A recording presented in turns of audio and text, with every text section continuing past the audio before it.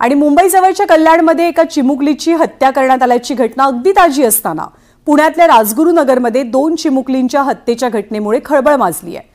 या मुली राहत असलेल्या कुटुंबाच्या घराच्या वरच्या मजल्यावरती राहत असलेल्या एका नराधमानं या मुलींची हत्या केली आहे। या प्रकरणी आरोपी अजय दासला पोलिसांनी बेड्या ठोकल्या। आरोपीला फाशीची शिक्षा व्हावी यासाठी पीडित मुलींच्या नातेवाईकांनी रास्ता रोको आंदोलनही केलं।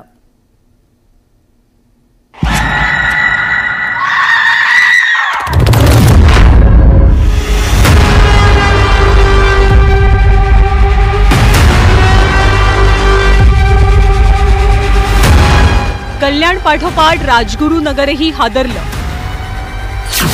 राजगुरुनगरमध्ये 2 चिमुकलींची हत्या।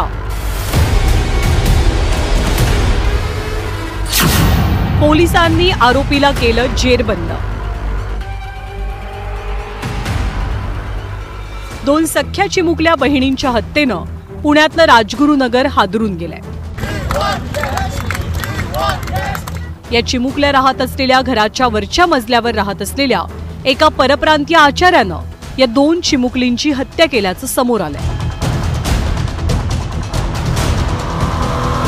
या आचार्यानं 2ही बहिणींना गोड बोलून आधी स्वतःच्या घरात आणलं आणि तिथे सुरुवातीला एका बहिणीवर अतिप्रसंगाचा प्रयत्न केला। मात्र यावेळी तिने आरडाओरडा करण्याचा प्रयत्न केल्यावरती आरोपीनं थेट तिचा जीव घेतला। पण यानंतर आपलं बिंग फुटेल या भीतीनं आचार्यानं दुसऱ्या बहिणीची सुद्धा हत्या केली। त्यानंतर ड्रममध्ये हे 2ही मृतदेह फेकून दिले। या मुली बेपत्ता असल्याच्या तक्रारीचा तपास करताना हा धक्कादायक प्रकार समोर आला। अधिक तपास केला असता सदर मुलीच्या डेड बॉडी त्या ज्या घरी राहत होत्या त्या घराच्या वरती एक भाडेकरू राहत होते आणि त्याच्या एका टँकमध्ये टाकीमध्ये त्या आढळून आलेल्या होत्या। त्या दृष्टीने अधिक पोलिसांनी तपास सुरू केला आणि तपासामध्ये एक आरोपीचं नाव निष्पन्न झालेलं आहे। त्यांनी सदरचं कृत्य केल्याचं कबूल केलेलं आहे।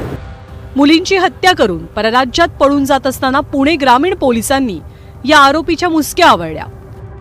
राजगुरुनगर प्रकरण फास्ट ट्रॅक कोर्टात चालवण्यासाठी प्रयत्न करू असं आमदार बाबाजी काळेंनी सांगितलंय। तुम्ही अरेस्ट केलं 24 तासात, चांगली गोष्ट, पोलीस प्रशासनाचं अभिनंदन, पण तुम्ही त्याला एन्काउंटर करा।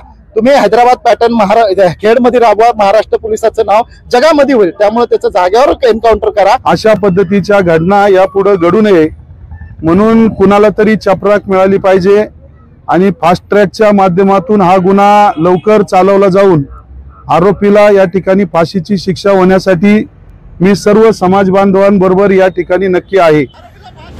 आरोपीच्या फाशीसाठी राजगुरुनगर पोलीस स्थानकाबाहेर पीडित मुलींच्या नातेवाईकांनी आंदोलन केलं।